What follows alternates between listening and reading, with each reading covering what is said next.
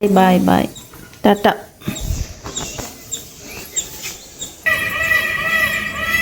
கேட்டிங்களா மயில் சவுண்டு எவ்வளோ சூப்பராக இருக்குல்ல. இப்படி தான் வீட்டை சுற்றி எப்போ பார்த்தாலும் பறவைகள் சத்தம் கேட்டுக்கிட்டே இருக்கும், நல்லா இருக்குங்க. அக்கா தம்பிலாம் ஒர்க்குக்கு கிளம்பிட்டாங்க.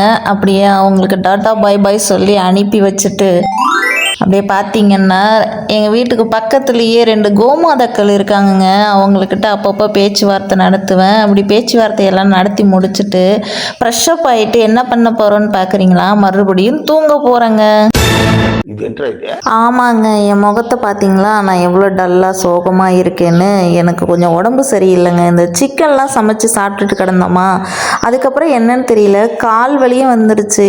ஆப்ரேஷன் பண்ண இடத்துலையும் எனக்கு வலி வந்துருச்சு. எனக்கு வலி வந்து கொஞ்சம் அதிகமாக இருந்ததுனால என்னால் இன்றைக்கி எழுந்திரிக்க கூட முடியல. அதனால் என்னை யாருமே டிஸ்டர்ப் பண்ணலை. அவங்க கிளம்பி போயிட்டாங்க. நானாக தான் எழுந்திரிச்சு பாய் சொன்னேன். சொல்லிட்டு வந்து மறுபடியும் படுத்து தூங்கிட்டேங்க. காலை சாப்பாடு கூட சாப்பிடல. 12 மணிக்கு மேலே எழுந்திரிச்சு தான் தோசை சுட்டு சாப்பிட்டேன். மறுபடியும் சாப்பிட்டு வந்து மறுபடியும் படுத்துட்டேங்க. என்னால் ஒன்றும் முடியல. இன்றைக்கி என் வேலைன்னு எதுவுமே கிடையாதுங்க, ஃபுல் ரெஸ்ட்டு தான். அப்படியே என் வீடியோ பிடிச்சிருந்தா ஒரு லைக் பண்ணுங்கள். தேங்க்யூ.